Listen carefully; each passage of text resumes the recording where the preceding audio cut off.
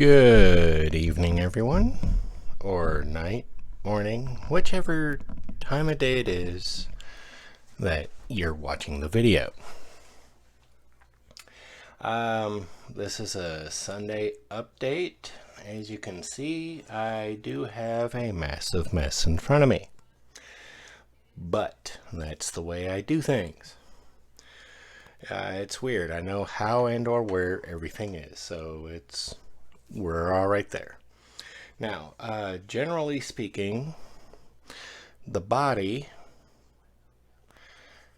has color all the way around. I do have to do a touch up there, but that's where the clip goes for the hood to make it an opening hood. I am going to do some masking and get some silver or chrome on this, get that all done up.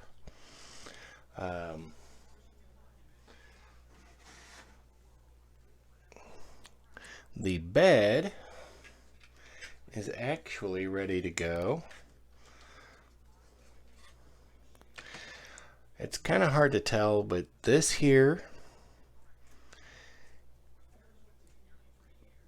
mess is silly putty. This is just a big dowel.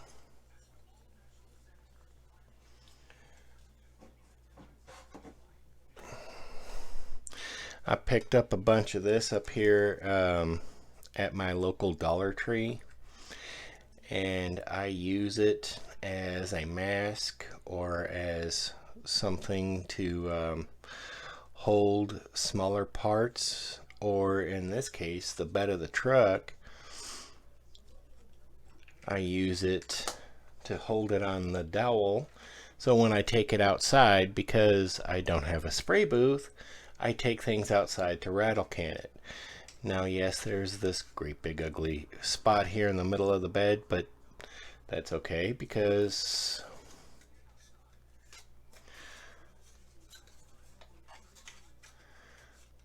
that's going in the bed.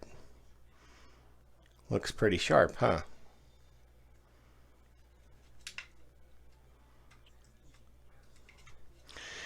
Again, I do like the up position, but I think I can work with it down. Yeah, anyway. So I'm going to give the bed a little bit more time to dry before I start, bringing out the patina. The cab, I have to put one last touch of paint on it, on the back of it, because of where my alligator clip's holding it. I had to move the alligator clip over, so now I can get color on there. But otherwise, you get a really good sense of what's going on here. The wheels are done. I got the wheel backing started with a little bit of weathering.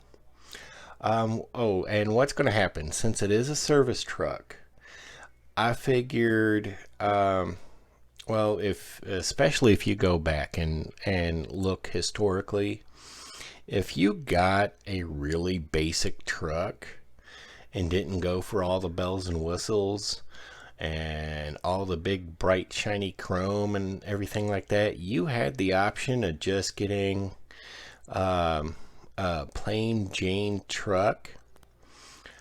Well, the hubcaps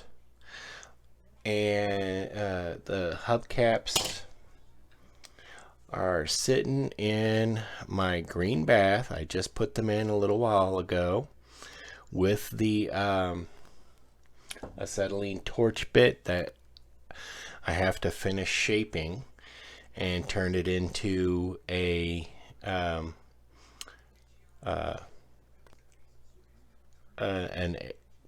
air nozzle for the tires, for the air tanks.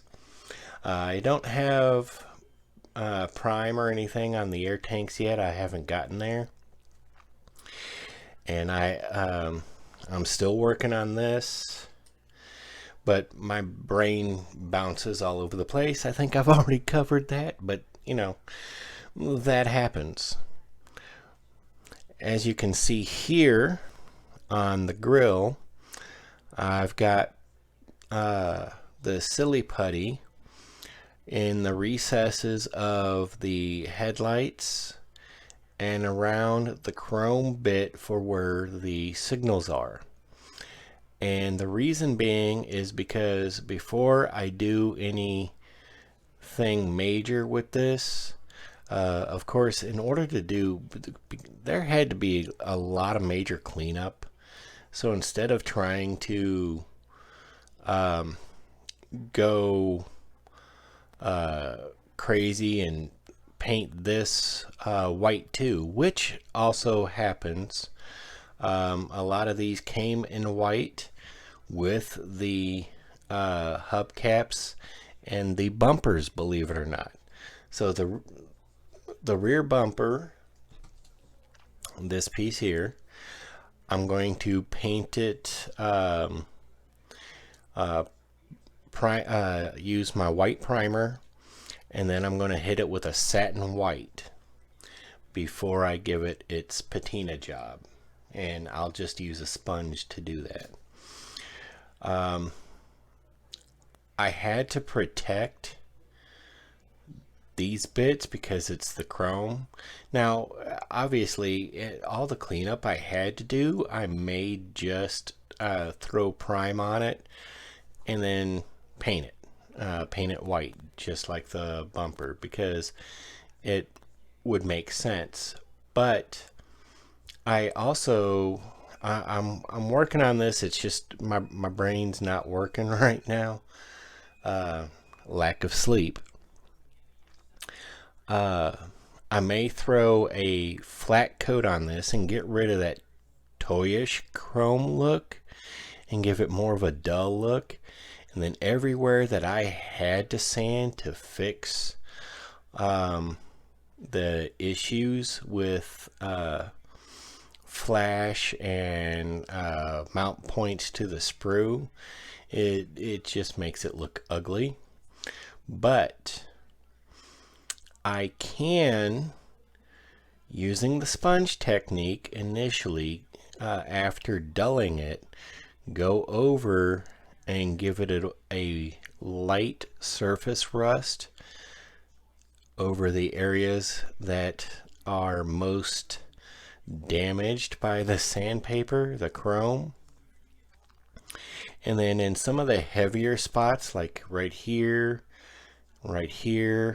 and right in here, get a little bit of the darker colors. Now, my personal favorite for working with rust, again, are the Apple Barrel craft paints.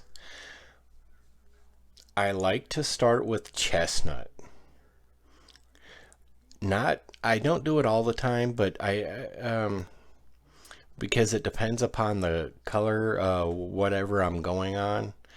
But I do like to start with chestnut, and then I go to a brown oxide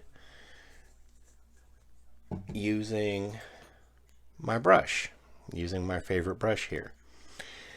And then in the deepest recesses of the brown oxide, because it's all about the layers, I'll put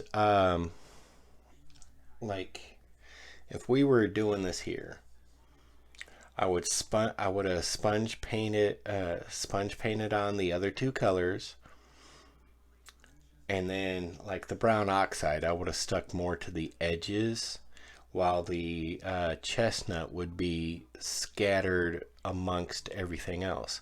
But in these areas where this is, I would use my burnt umber and get in there. And when you're doing this, you kind of want to try to kind of shake it up. You don't, I mean, as you can see, I've got a pretty steady hand going here. And the way I'm able to maintain that is because my free hand, I'm using my other hand, my brush hand, I'm using my left hand for support, so I'm able to maintain a pretty solid bit here. And as you can see now, I'm purposely moving it, but that's about what I would do with the burnt umber. Once those dried, and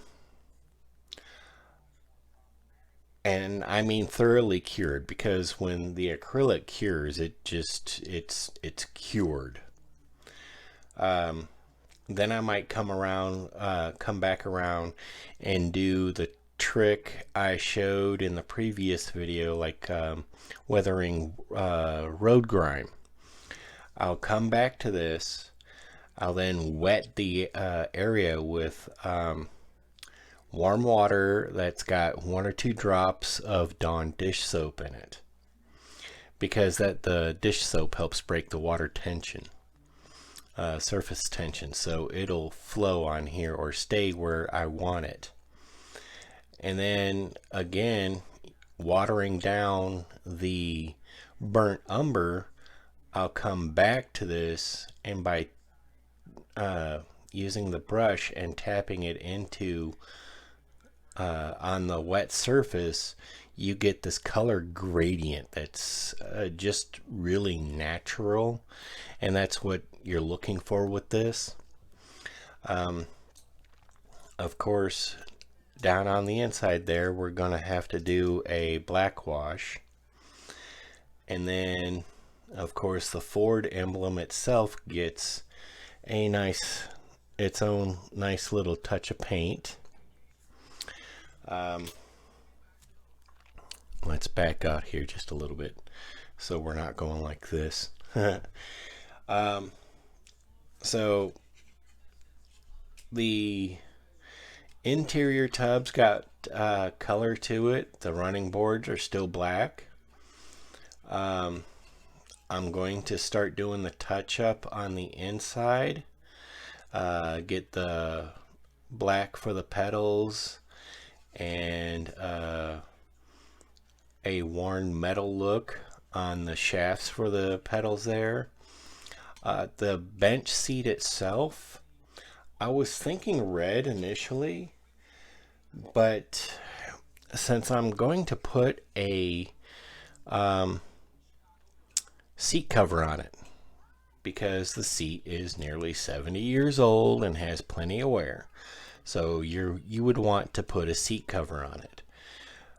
Instead of red, what I'm thinking of is actually a green, and this is just going off of their little paint guide. I haven't had the opportunity to really do any serious lookup, but their paint guide here sort of corresponds with their little bits of information in the instructions. But if you read the little sidebar on the instructions, it's got this thing here for common interior colors. It's brown, dark blue, gold tone, gray, green, and matching body colors. Well, honestly, we don't want to do matching body colors because that would be really blah, I guess. But then it says custom colors may include white, tan, black, red. Two-tone combinations are a great option for interior detailing.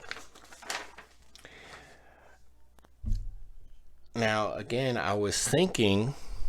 originally I was thinking red. Just because I figured the red would really kind of pop. But I don't know. I'm thinking of green now. It's a dark green called marsh green. And I think the green would pop too. But, I mean, I don't know. Red or green?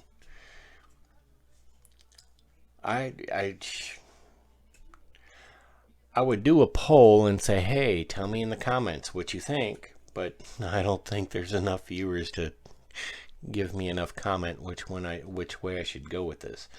So it'll be a surprise for Wednesday's video.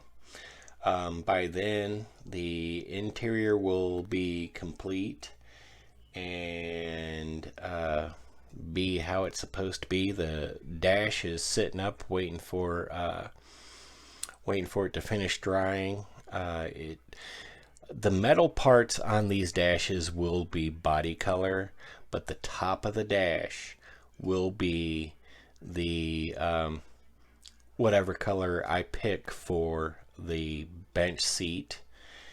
And I don't know if you can see them really well, but let me see here. If you look there and there, those bits would be those pads would be the same color as the seat. So once I have those figured out, then I'll start getting everything else done. Of course, the shifter and the shaft for the shifter, those will all have a bit of wear to them. I'll do the ball on the end of the shifter. I'll do it black, and then the shifter lever itself I'll do in kind of like a oily steel, something like that. It's darker silver, I guess you could say. But I think what I'm going to do is the cross members I will leave body color, but the steering wheel itself, I'm going to try a new technique. I'm going to really thin down some black and try to give it, I don't know if you've seen a worn steering wheel, but it might be like the interior color or body color. And then with age it would get worn, so it would get a black patches in it. I'm going to see if I can pull that off. If not, then the whole steering wheel will be black.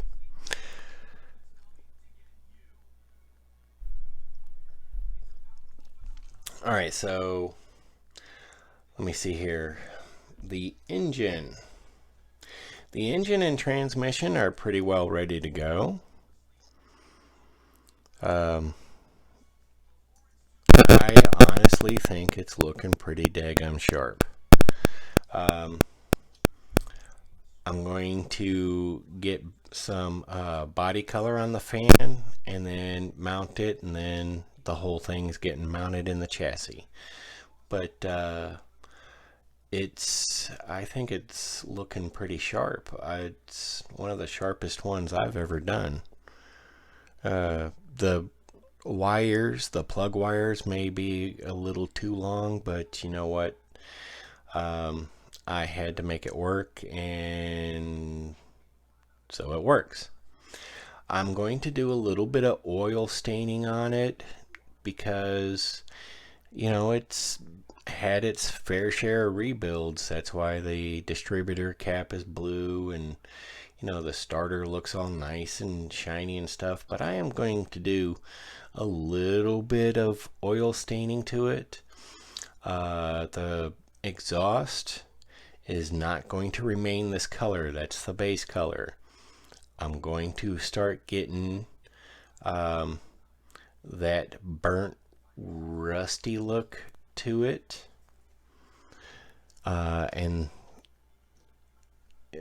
so here we go. So when these things are done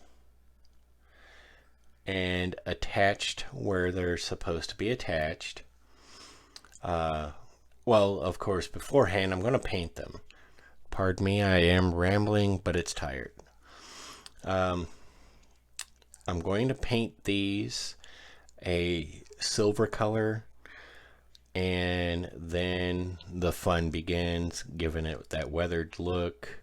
I'm thinking the muffler here will be, oh, pardon me, speaking of tired, dadgummit, will be, a little more rusty than the rest of it. But, alright, so here we go. I don't know how well you can see this. The last time you saw the chassis, it was primered, it was all black. Now I went over small little areas, little detail spots here and there, and I did the sponge technique and added rust. And then once that was dry, like if you look there, right up in here, I got that rust. And same thing with like right along there, a little bit of rust. I told you I was going to do a little bit of rust, but it's not going to be a rusted out wreck. It's going to have rust. It's near 70 years old. It's had its fair share of time on the road, salt and everything else. But the key was after prime and then sponging on the little bit of rust, the next step was going over and with a dry brush. I'm not trying to hide the rust, but I'm giving it that initial road grime or road wear look. And then once I have, see, obviously you can see the inside of there is still nice and shiny primer black. Once I have the tires on and in place, I'm going to do a wash. And that wash will get more of the grime look. We're not going to hide any of the work we've done, but we're doing it in layers, in subtleties to try and just bring that out. So, I mean, obviously the transmission or the drive shaft is ready to go. Once again, and it really doesn't take me long to do this, once the exhaust is done and the oil staining is done, which will again may take me maybe an hour, especially around the exhaust. But once that's done, then it'll be ready to be mounted in place, and we'll be able to put the drive shaft in. Now here's the part, it's picked up dust from sanding. Those two spots, I don't know how well you can see this. Those two spots there and there are where the water hoses coming out of the engine are supposed to go. And that is why I haven't mounted them on the engine yet. Because you see the shroud, the fan shroud here, would absolutely knock them out of the way.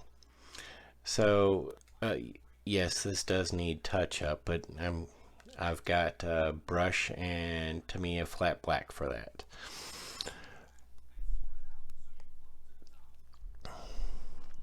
So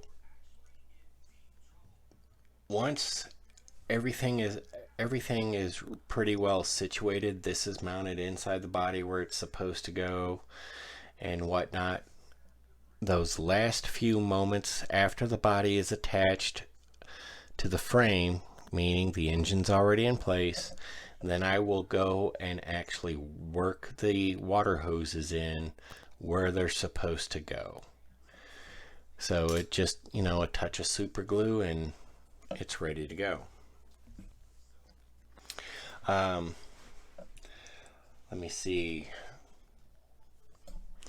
Our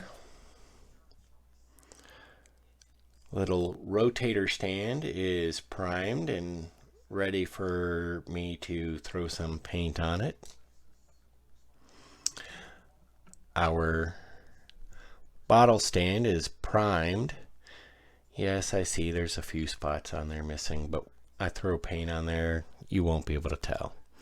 This will get a little roughed up too, especially along the bottom. We'll give it that bright silver look, bright steel look from bottles being scraped on it back and forth. But yeah, a lot of this is just detail. You see the mirrors. I've got tape in place. I got to finish masking it by making sure the cut and the mask fits right. And then I'm going to really clean this up, hit it with sandpaper, and then make sure all my mold lines are missing. And then those will get painted white also, with the rear bumper, with the hubcaps, and quite possibly with the grill, because you know it is again a service truck. But that this is the fossil color I was talking about. You see it's not quite white, which, like, I mean, that's the stuff that as it comes off, it's the molded in white. And this is a really bright white. This is the evergreen polystyrene plastic. And of course, this is the front bumper.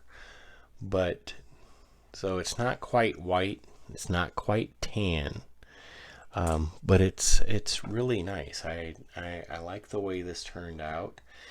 It's a color I appreciate, and again, as you can see, it's got a shine to it, but it's not bright shiny, and that's what we wanted to avoid. So red primer is phase 1 of the weathering. The satin color is phase 2. And as you can see, there are a couple of little blemishes in here, but guess what? I guess that's one of the dangers of spray painting outside. But it was actually a nice day today, later in the day, and the sun was shining, and sprayed it on, and almost no sooner did I spray it on, it was dry again. But yeah, when I go to sand it, wet sand it, I'm actually going to be dunking it in water and using my 1200 2000 grit sandpaper. You won't be able to see those blemishes. We're going to get through the couple light layers of paint and get into the flat red. If you accidentally go through your primer and get to plastic, it's okay. You can come back to it with your sponge, and basically, using this as an example, you use your sponge and just sponge in that area nice and neat, and you get that bare plastic covered up. Nobody's the wiser. You're the only one that knows, right? Well, okay, so that's a dirty little secret I just shared, and every one of you watching it now knows. Don't share it with people, please. So anyway, that's where we're at. It seems like there's a lot more to do, but honestly, we are a lot further along today than I thought we would be. I've really been hitting this hard hour-wise. I'm sorry I haven't shown you every step of the way of the build, but I will get to that. as soon as we get the ideas for the videos and things worked out, we'll start getting things to mesh together. But I will do more to try and show you my process in the building. But otherwise, the best I can do is explain it in as much detail as possible. Oh yes, I did give the tires some wear, initial wear, as you can see. I gave them a pretty good sand job, but I figured it is a service truck for a gas station. I would think that the people running the gas station, and in this case it's the two young men with a downtown service station in Waynesville, Missouri, I would be remiss in assuming they wouldn't keep good tires on their service vehicle. So it's a big assumption on my part. I know. I figure tow truck companies and stuff like that try to keep new tires on their stuff. But yeah, so we got a little bit of wear on these. And once I do the overall wash, the overall effect, and my powders, try and get a little bit of dirt in places. Yes, we're going to go that route. We're going to get a little bit of dirt in there. That little bit of crust, I guess you could say. But yeah, once I get the wash and everything going, the tires will already be mounted, so they will receive the wash, the extra road grime. So we'll do our best to keep the sidewall cleaned up, because the sidewalls would be cleaned up. But the interior of the treads will have a lot more grayish color to them. It's simply just well, my advice is go out and look at your own car. Unless you have brand new tires on them that you just picked up at the shop. If you have tires on there that's got, say, 20,000 miles on them, been through a winter, been through a spring, been through a summer, go take a look at them and go and you'll see they're not black. And the wear on the actual tread itself has more of a grayish. They are literally almost a two-tone color. The sidewalls will be one color, the tread will be another. It's one of those cool things you spot when you look at things. And my working on the models and looking for more realism, I find myself when I'm out and about, taking the family to the store or something like that, when I'm sitting in the car and people watching, as it were, I find myself looking more and more at the vehicles around me. I'm not looking at that nice, bright, shiny Lexus or BMW or Cadillac, a couple cars down. I'm looking at that car that's 20 years old, 30 years old. I'm looking at the dings, the rust, the fade of the paint. I'm looking for those discrepancies. I'm looking for the realism, as it were. And I don't want to seem like too much of a creep, so I'm not like snatching out the phone or anything like that and snapping pictures of people's cars. But I'm trying to absorb what I can looking at these. Looking at all these other vehicles, the 18-wheelers, the gas trucks that go around, tow trucks, yes. Anything. I'm looking for that sense so I can take what that looks like and translate it into scale. I just had a talk with a young man, and we were discussing, he was asking my advice on paint. And he was talking about how he had seen, he's afraid to paint because of the scale. You know, you have a red Camaro, 2020, 2022 Camaro. And if you did it in the exact same red in scale, the chances are that red on the model would be darker than the actual car. I find I haven't had that issue yet unless I'm getting into detail. Well, here's a good example. If you, on the older cars, if you look at the distributor caps, if you had a blue cap and it was brand new out of the box, it might be a darker blue.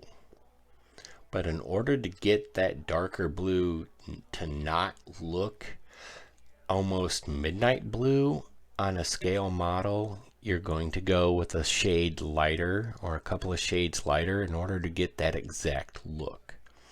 So that part I understand, but it's not a matter of, oh, you have to mix this paint, or oh, you have to do that. Believe it or not, there are a lot of paints, and in this case, like the blue here is one of those craft paints from Walmart. It's called bright blue. It's apple barrel, and in scale here, oh, dadgummit, yawning again.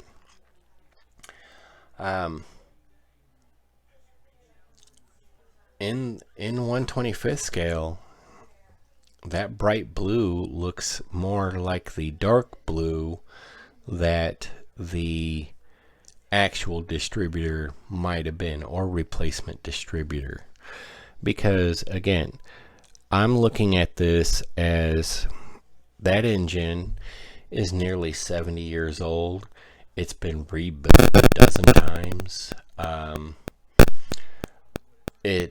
New plugs, plug wires, distributor cap, exhaust, generator, you name it.